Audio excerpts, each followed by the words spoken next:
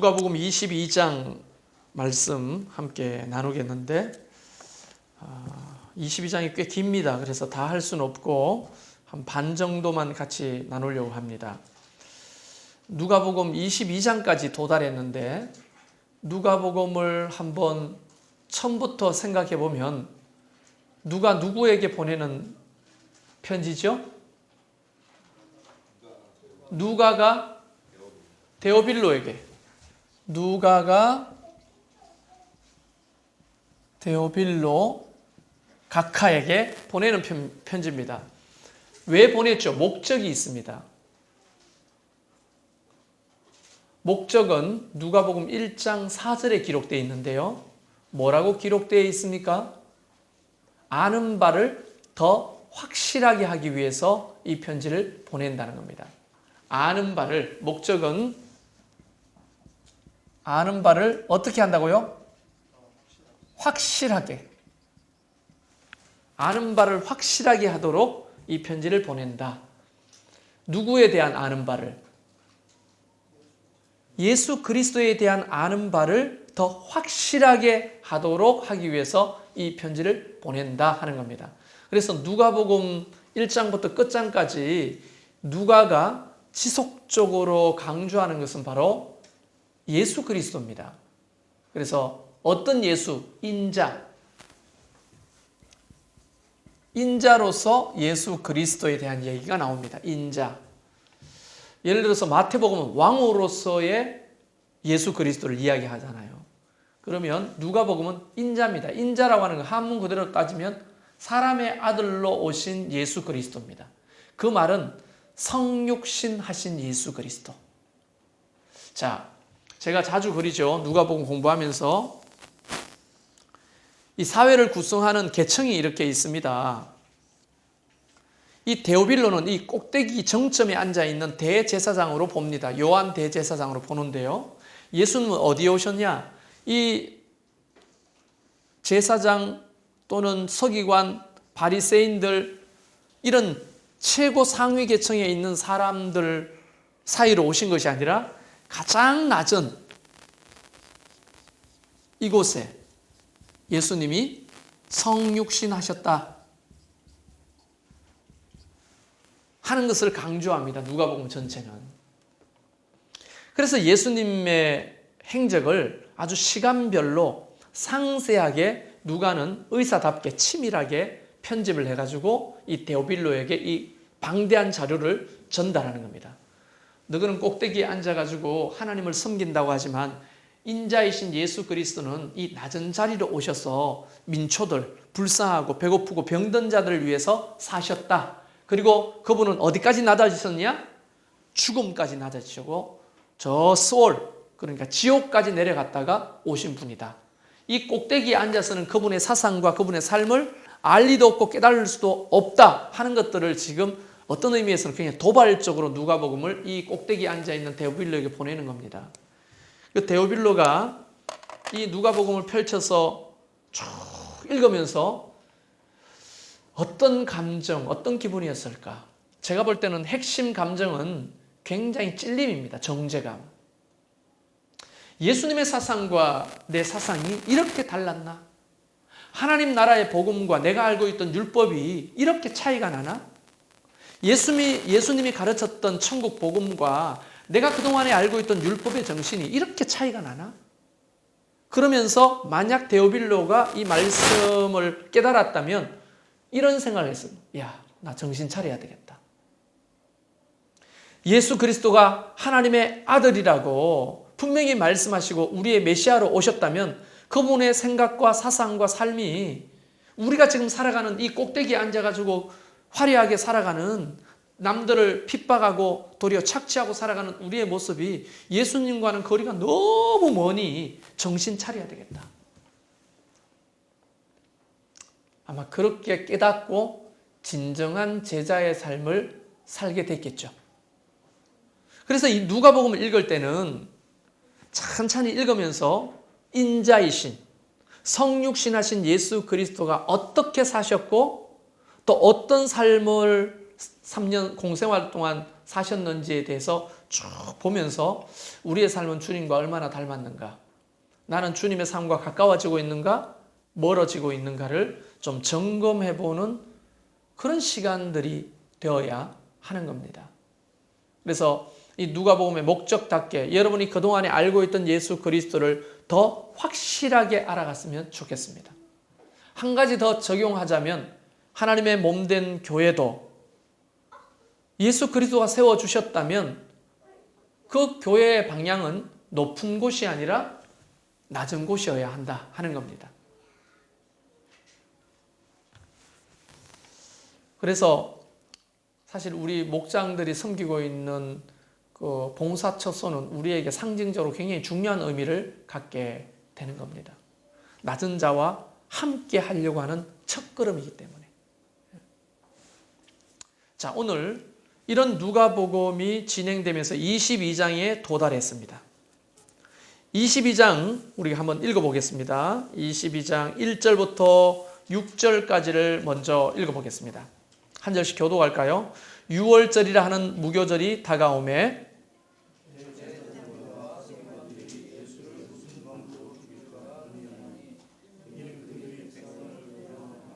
열둘 중에 하나인 가룟인이라 부르는 유다에게 사탄이 들어가니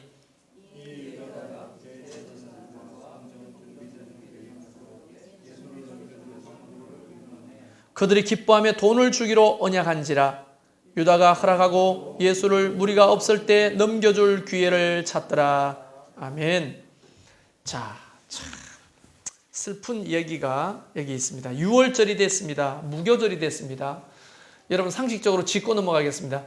6월절은 어떤 절기냐면 이스라엘 백성들이 출애굽한 날을 기념하여 지키는 날이 6월절입니다.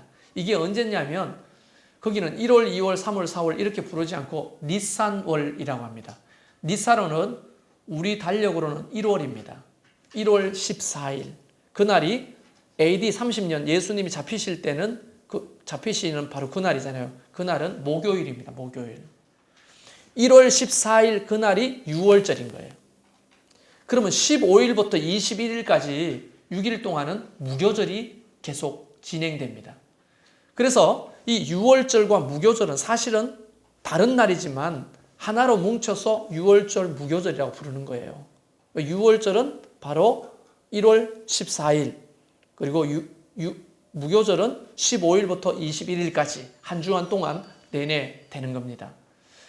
이 날을 이스라엘 백성들은 뭐라고 부르냐면 설날이라고 부르는 거예요. 1월 14일이지만 그 사람들의 개념으로는 이제 새해가 시작되는 설날입니다. 우리나라 설날이나 마찬가지죠. 여러분, 우리나라 민족 중에 최대 명절은 설날 아닙니까? 그죠? 그 다음 두 번째 추석 뭐 이렇게 되죠. 물론 조선시대는 추석보다 더 앞서는 날이 있는데 그 날이 뭔지 아세요? 예? 예, 단오절이 단오절. 우리는 단오절 안 지키죠. 예, 옛날에는 추석보다 훨씬 더 큰 명절이 단오절이거든요. 근데 우리는 뭐 그게 이제 조선시대 지나가고 하면서 사라졌는데 거의.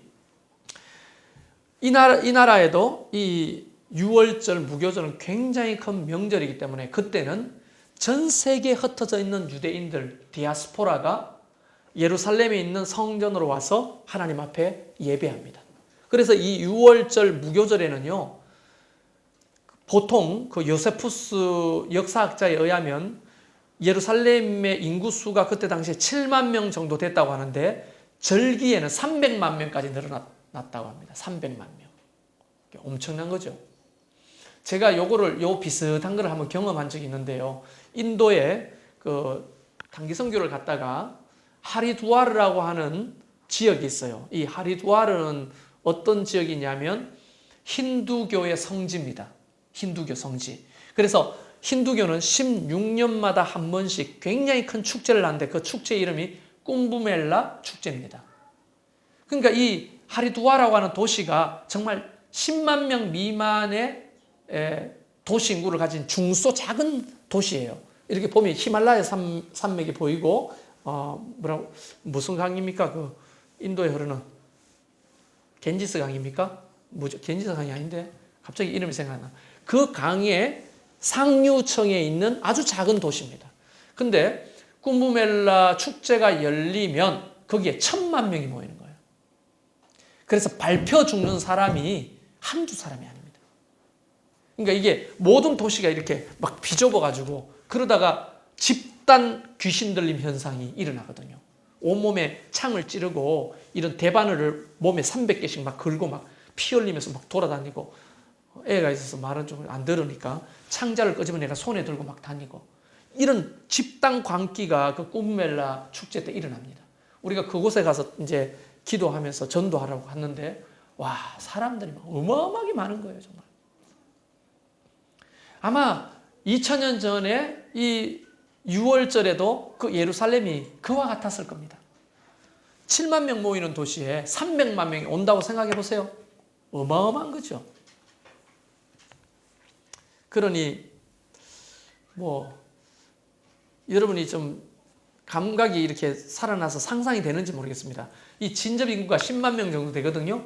근데 10만 명 되는 이 도시에 대구 인구가 다 온다고 생각하시면 될 거예요. 그렇게 복작복작하고 난리법석도 아닐 때 한쪽에서는 엄청난 역사가 일어나고 있는 겁니다.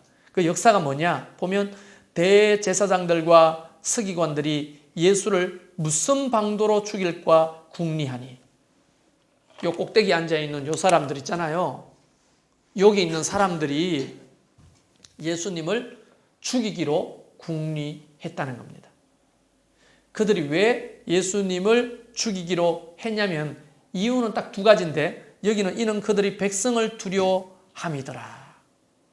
왜냐하면 백성들이 반은 예수님을 죽이라 죽이라 하고 반은 예수님을 따라가니 이걸 어떻게 해야 될까요? 죽이라 하는 쪽에 갈까요? 살리라 하는 쪽에 갈까요? 그들의 기준은 말씀이 아니었어요. 백성들의 여론이었습니다. 누구들과 비슷하죠? 오늘 국회의원 선거 있잖아요. 19대 총선에 비하면 9시 현재 지나갔지만 9시에 1.7% 정도가 투표율이 적더라고요. 여러분 투표하고 오셨나요? 안 하셨다면 꼭 하십시오. 저도 예배 마치고 가서 할 건데요. 국회의원들 보면 300명, 우리가 300석이잖아요. 국회가. 300명 중에 예수 믿는 사람들이 공식적으로 예수 믿는 사람이 148명입니다. 국회의원 148명이 크리스찬이에요. 국회의원 중에. 그러니까 거의 50%가 크리스찬이잖아요. 그런데 우리는 늘 국회의원들에게 실망해요, 안 해요? 실망스럽잖아요. 예수 믿는 사람들이 절반이나 되는데 왜 이렇게 국민들을 실망시킬까요? 투표에 영향을 가는 이야기는 하지 않도록 하겠습니다만은, 어쨌든 크리스찬들이 148명인데도 국회는 국민들에게 안정감이나 또 박수밖에 하지를 못했습니다. 그때 당시에 이 꼭대기에 앉아있는 지도자들은 국회의원 역할도 했거든요. 여기에는 사내들인 공의회가 있었거든요. 이 사내들인 공의회 의원들은 오늘날 국회의원과 똑같은 겁니다. 하나님을 믿는 자고 가장 경건하다고 말하는 이 사람들이 도리어 하나님을 두려워하지 않고 사람들의 눈만을 두려워하니 시험 들기 딱 좋은 분위기가 되는 거죠. 여러분, 지도자라고 하면 오늘날 지도자와 그때 지도자는 다르죠. 2000년 전 지도자들은 누구를 두려워할 줄 알아야 되냐면 하나님을 두려워할 줄 알고, 백성은 어떻게 해야 됩니까? 사랑해야 되는 거죠. 근데 그들은 백성들에게는 착취하고 하나님은 두려워하지 않고 자기한테 돈 갖다 바치는 사람들의 여론만 두려워했던 거죠. 다시 말하면 이 탐관 오리들이 여기에 빼곡히 앉아 있었다는 거죠. 그 중에 한 사람이 이 편지를 받아든 데오필로였을 가능성도 있는 거 아닙니까? 여러분, 마귀가 누구를 좋아할까요? 분명하게 성경은 이야기하는데 제사장들과 서기관들, 이 사람들을 마귀가 좋아하는 거예요. 왜 좋아하느냐? 하나님을 일단 두려워하지 않아요. 그리고 도리어 사람만 두려워해요. 하나님을 두려워하고 사람을 사랑해야 되는데 이 사람들은 가룟 유다를 통해서 좀 더 속에 있는 것들이 드러나는데, 가룟 유다는 보세요. 이에 유다가 제사장들과 성정 경비 제당들에게 가서 예수를 넘겨줄 방도를 의논하며 그들이 기뻐하며 돈을 주기로 언약한지라. 누가 돈을 줘요? 제사장과 서기관들이 가룟 유다에게 돈을 주기로 했습니다. 그들은요, 돈이면 다 해결될 거라고 생각하는 어떤 사상? 황금 만능주의 이런 데 사로잡혀 있었던 거죠. 더 깊이 들어가면 그들은 하나님을 사랑하고 백성을 사랑하는 것이 아니라 뭘 사랑했다? 돈을 사랑하는 자였습니다. 돈을. 그래서 사실 마귀가 가장 좋아하는 사람, 마귀가 가장 만나고 싶어하는 사람은 어떤 사람이냐면 그 믿음에 하나님을 두려워한 마음이 없어. 그리고 도리어 하나님 외에 돈을 더 사랑해. 그러면 마귀 밭이에요, 밭. 근데 마귀가 가장 싫어하는 사람은 반대로 어떤 사람입니까? 하나님을 두려워하고 경외하는 사람. 그리고 돈보다 하나님을 더 사랑하는 사람. 이런 사람을 사단이 싫어하죠. 미워하죠, 사단이. 근데 어쨌든 유감스럽게도 이 제사장들과 서기관들과 또 가룟 유다는 한패가 되어 예수님을 잡아 죽이려고 도모를 하게 됩니다. 돈으로 거래를 하죠. 얼마 주고 예수님을 팔아넘겼습니까? 네? 은 30이에요. 은 30. 여러분, 이 은 30은 시사하는 바가 굉장히 크거든요. 2000년 전 예수님 시대에 종을 사러 나갑니다. 그때는 소위 말하면 노예 시장이 있었어요. 우리나라에는 노예 시장은 없어도 무슨 시장이 있었죠? 소시장 몰라요? 우시장. 어느 날 어느 장소에 가면 우시장이 열리잖아요. 그때는 이제 동네 잔치가 벌어지는 거죠. 소 팔아가지고 일단 돈 가져오죠. 그러면 거기에서 탕진해가지고 기생집에 가가지고 다 탕진하는 사람도 있고 노름해가 날리는 사람도 있고 또 그래도 성실한 아버지는 소 팔아 가져와서 집에 주면 집에 그때서야 소시장이 열리는 그날 저녁에야 고기 굽는 냄새가 났다고 어른들 이야기하더라고요. 그러니까 우시장이 열리는 거죠. 그때는 노예시장이 열리는 겁니다. 노예시장이 열리면 건장한 노예를 한 명 살라 하면 기본적으로 얼마가 필요하냐면 은 30이에요. 이 은 30이 노예 한 사람의 몸값입니다.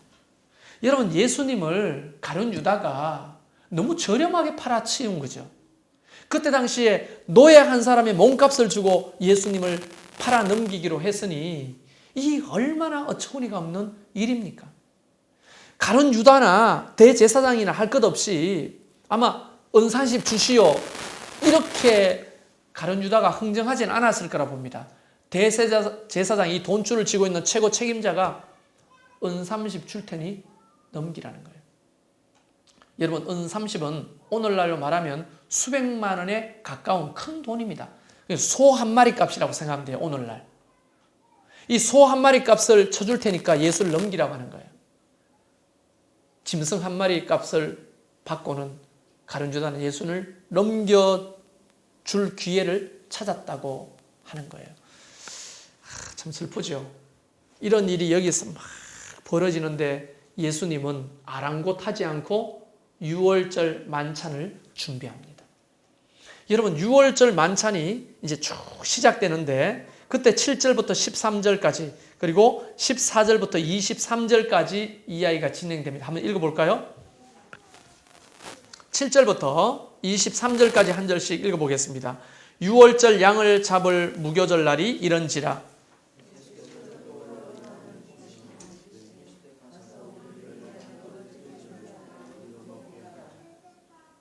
여짜오되 어디서 준비하기를 원하시나이까?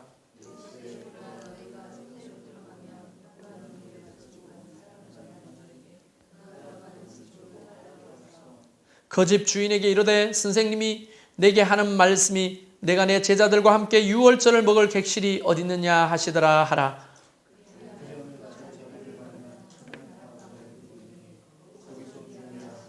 그들이 나아가 그 하신 말씀대로 만나 유월절을 준비하니라. 이르시되 내가 고난을 받기 전에 너희와 함께 이 유월절 먹기를 원하고 원하였노라.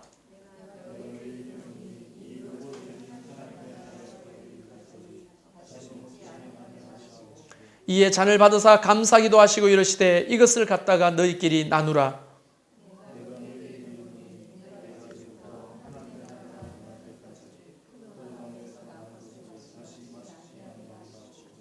또 떡을 가져 감사기도 하시고 떼어 그들에게 주시며 이르시되 이것은 너희를 위하여 주는 내 몸이라. 너희가 이를 향하여 나를 기념하라 하시고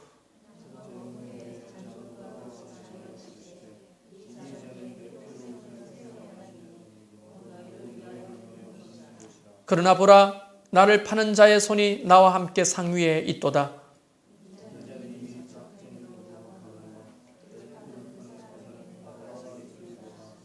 같이 봅니다. 그들이 서로 묻되 우리 중에서 이 일을 행할 자가 누구이까 하더라. 아멘. 자, 이제 유월절 날이 되었어요. 근데 유월절 이제 전통을 보면 이제 출애굽기 13장, 14장에 보면 이 유월절, 첫 유월절이잖아요. 첫 유월절이 뭐라고 했습니까? 10번째 재앙이 일어나기 전에 하나님께서 모세와 아론에게 알려주신 방식이 있어요. 10번째 재앙이 뭡니까? 장자의 죽음의 재앙이잖아요. 그래서 바로가 이스라엘 백성들을 안 보내주니까 하나님이 내가 이제 10번째 재앙으로 너희를 탈출하게 하겠다. 그 10번째 재앙이 뭐냐? 모든 사람의 첫째가 다 죽고 모든 짐승의 첫 번째 태어난 자식이 다 죽는 거예요. 그러니까 모든 장자가 죽는데 다만 죽지 아니할 수 있는 방법이 있다. 이게 뭐냐? 어린 양을 잡아서 그 피를 임방과 문설주에 뿌리라는 겁니다. 그러면 그 고기는 이제 잡고 난 고기는 불에 태워 구워 먹고 그 다음에 일어서서 무교봉이 들어가지 않는 빵을 구워 먹고 쓴나물을 먹는 게 이게 첫 번째 유월절의 전통이 된 거예요. 그래서 다음 유월절, 그 다음 유월절 그리고 예수님 시대까지 이렇게 거의 1000년에 가까운 시대를 넘어오면서 계속 지키는 유월절인 겁니다. 그래서 유월절이 되면 어떻게 한다고요? 양을 잡아서 구워서 먹고 그 다음에 무교병, 누룩을 넣지 않는 빵을 구워서 먹고 쓴 나물을 먹는 거예요. 이 전통이 계속 이어오는 겁니다. 우리나라 추석날 뭐 먹어요? 송편 먹죠. 설날은 떡국 먹죠. 그게 옛날 조선시대 옛날부터 내려오는 전통을 지키듯이 그 사람들 그렇게 하는 거예요. 그래서 이제 오늘날로 말하면 설날이 되는데 어디서 떡국 한 그릇을 먹어야 되는데 떡국을 먹어야 되는데 어디서 먹지? 이제 이렇게 된 거죠. 근데 그때 당시에 예수님과 예수님의 제자들은 다 고향이 어디입니까? 나사렛, 갈릴리 이 지역이잖아요. 그러니까 예루살렘에 와 있으니까 친척도 없고 먹을 집도 없으니 빨리 이제 먹을 이제 그 전통을 지켜야 될 공간을 찾는 거죠. 예수님이 말씀하십니다. 네가 성내로 들어가면 물동이인 여자 한 명이 지나갈 거다. 그때 나귀를 얻은 것과 똑같은 겁니다. 예수님이 유월절을 지켜 식사를 하셔야 되니 마련된 방을 내놔라고 말하면 그 여자가 아멘 하고 줄 것이라는 거예요. 그래서 성내로 들어가 봤더니 정말 물동이인 여자가 그 시간에 가는 겁니다. 가가지고 혹시 예수님이 유월절 지키려고 방을 찾고 있는데 네, 우리 다락방이 준비되어 있으니 이쪽으로 모시십시오. 이렇게 된 거예요. 이 물동이인 여자가 놀랍죠. 저와 여러분이 그런 믿음이 있었으면 좋겠어요. 목장 모임 맨날 목자집에서 하지 말고 주께서 서시겠다니 우리 집도 좀 사용해 주십시오 하고 좀 내놓고 하면 좋을 텐데 말이죠. 그렇게 좀 나누면 좋겠습니다. 그럴 때 은혜가 있는 것 같아요. 그러면서 그 자리에서 이제 마지막 만찬을 하시는 겁니다. 여러분 우리가 절기 때마다 성만찬 하죠. 성만찬 예식을 할 때 여러분이 떡을 떼고 포도주를 찍어 먹게 됩니다. 이 두 가지가 어떤 의미에서는 이런 표현을 맞나 모르겠지만 정말 돌대가리가 아닌 이상 예수님의 한 이 행동은 너무나 정확한 거예요. 나는 이제 앞으로는 나무에서 난 포도주를 먹을 일이 없다. 죽어. 이제 이 세상 사람이 아니라는 거죠. 그리고 나는 죽는데 자, 떡을 받으라. 이것은 내 몸이다. 그리고 잔을 부어주면서 마시라. 이것은 언약의 피다. 내 피다. 하고 주시는데 그 제자들이 함께 그 유월절 만찬을 하시면서 그 상황을 알아들었을까요? 못 알아들었을까요? 오늘날 성만찬할 때 성도들이 참여하는 의미를 알아들을까요? 못 알아들을까요? 2000년이 지난 지금도 사실 그 의미를 잘 모르는 거예요. 그래서 보면 세례 안 받은 사람도 애 데리고 와가지고 애 입에 넣어주는 사람도 있거든요. 빵을 받아가지고. 이게 무슨 의미인지를 우리가 아는 게 중요하거든요. 그래서 제가 말씀드렸잖아요. 왼손을 밑에 놓고 오른손을 밑에 놓고 왼손을 위로 올리고, 만약 왼손잡이면 반대로 이렇게 올리고 하나님의 몸을 받는 겁니다. 우리가 받고 오른손을 집어가지고 예수님의 피에 찍어서 우리가 기도하는 마음으로 먹는 이 의미는 예수님의 죽으심에 참여한다는 의미거든요. 나도 십자가에 참여하겠습니다 라고 하는 의미가 있는 거거든요. 나도 예수님이 졌던 그 십자가를 지는 제자의 삶을 살겠습니다 라고 하는 의미가 있는 거거든요. 그런데 아무런 의미 없이 왜 우리는 카스테라 안 주지? 우리는 왜 포도주 아니고 포도즙이야? 맛없는데? 술 냄새가 너무 많이 나는데? 이런 분위기로 성만찬을 하는 사람들 보면 답답하기 짝이 없는 거죠. 2000년 전 예수님도 그 마가다락방이라고 예측되는 그곳에서 마지막 유월절 만찬을 하시면서 떡을 찢어서 제자들에게 주면서 먹어라. 내 몸이다. 잔을 나누면서 마셔라. 내 피다. 나는 곧 너희를 위하여 죽으러 간다. 이렇게 말씀하셨는데도 뭐야? 무슨 분위기야? 한 분위기가 지속되는데 24절만 읽고 오늘 마칠게요. 24절 한번 읽어보십시오. 23절 4절 읽어보겠습니다. 시작.